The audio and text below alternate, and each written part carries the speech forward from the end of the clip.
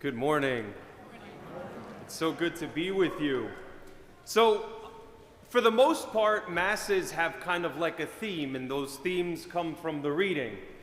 So, all right, our young ones, what do you think the theme is today?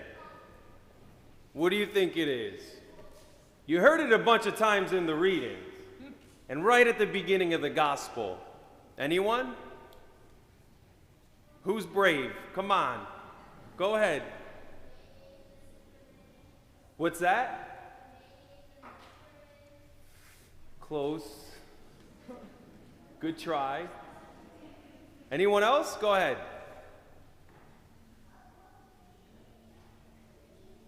You got to say it loud. Oh, forgiveness. Yeah, great job. Great job. Well done. I mean, the readings are pretty clear about that. And Jesus is really serious about forgiveness of the little ones. Who here has a brother and sister? Raise your hand if you have a brother and sister. Okay. I bet you guys get along all the time. You never fight. You don't hold grudges. You say please and thank you and I'm sorry.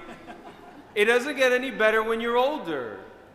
Forgiveness is something that we struggle with and we have to contend with and we have to accept no matter what age you're in, no matter what period or stage in life you're in. And the Lord is really serious about it. He says, listen, there's going to be times where you have to forgive. And Peter says, how many times do you have to forgive? Is it 7 times? And Jesus' response is meant to teach us that there's no limit to forgiveness.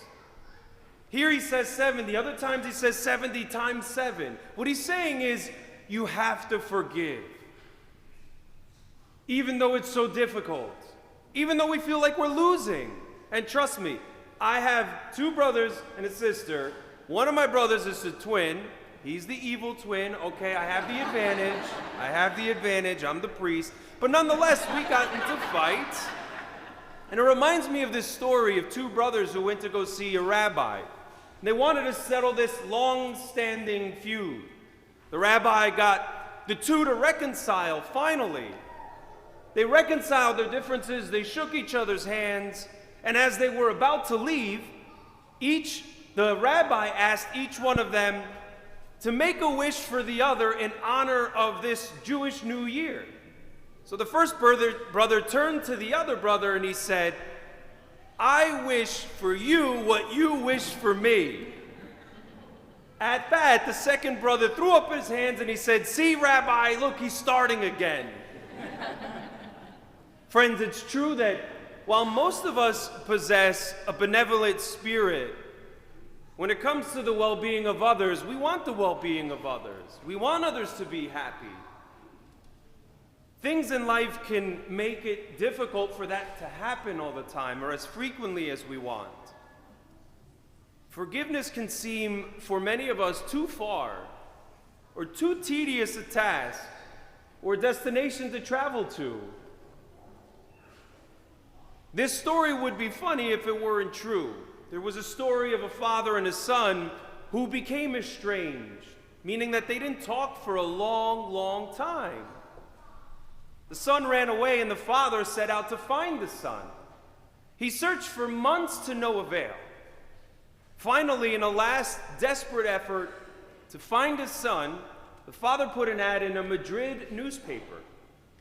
The ad read, Dear Manuel, meet me in front of this newspaper office at noon on Saturday. All is forgiven.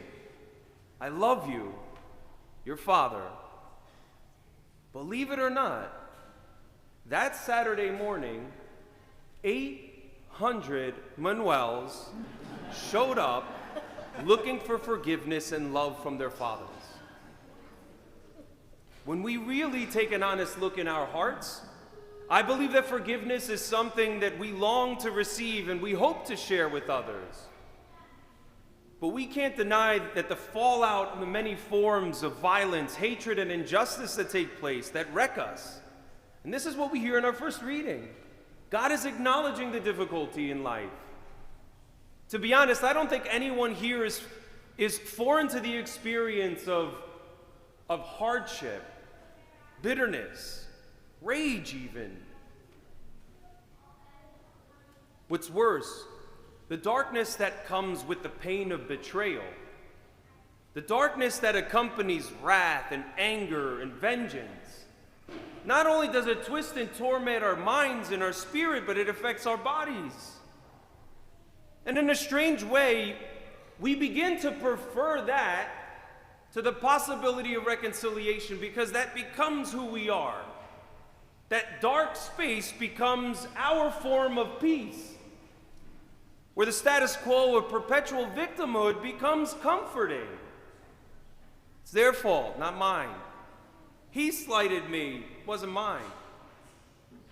We choose to remain in the darkness because after a while we become so familiar with it.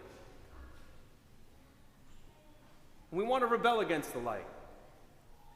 We fail to acknowledge that the paralysis of vengeance, unforgiveness, and self-pity have a strange attractiveness. And so we prefer that over the penetrating and purifying light of reconciliation that ultimately brings us the peace our heart longs for. Too often we think that forgiveness somehow, friends, and I think this is what makes it difficult. Too often we think that forgiveness excuses the person or the situation for the wrong that has been done. We think that if I forgive this person, then somehow it makes what they did right. But it doesn't. In reality, what forgiveness does is it frees us from the weight. Forgiveness releases us from the bondage of victimhood. It frees us from the perpetual stumbling block. You know, someone once told me, said, don't stumble on the things that are behind you. Don't stumble on the things that are behind you. Friends, in our inability to forgive, our unwillingness to forgive, and even our refusal to believe that I can be forgiven, it's one of the greatest spiritual struggles that we face. And it's something that we all need to work on. That's why Jesus doesn't set a limit to forgiveness. You know, I understand that this is a tall order, particularly when we're still stinging from the wounds that have been inflicted. So here's the million-dollar question. How do we move forward? How do we move forward? So in the days following the Civil War, a Confederate soldier visited a Kentucky lady who took him to the remains of a grand old tree in front of her house. There she bitterly cried that its limbs and trunks had been destroyed by Union artillery fire. This beautiful tree was demolished. She looked to the soldier for a word of condemnation of the North, or at least sympathizing with her loss. After a brief silence, the soldier said this. He said, "Cut it down, my dear madam, and forget it. It's better to forgive the injustices of the past than allow them to remain. Let the bitterness take root and poison the rest of your life." You see, forgiveness may be the most challenging work of Christians, but it comes with one of the most greatest rewards: peace. The peace of Christ. Couldn't we all use some of that? So friends, brothers and sisters in Christ, no matter how you've been hurt or how you've hurt others, ask God for the grace to forgive, the grace to be forgiven. Allow God to help you build a bridge, soften a heart, heal a wound. Don't stumble on the things that are behind you. And remember, it's better to forgive the injustice of the past than to allow them to remain. Let bitterness take root and poison the rest of your life.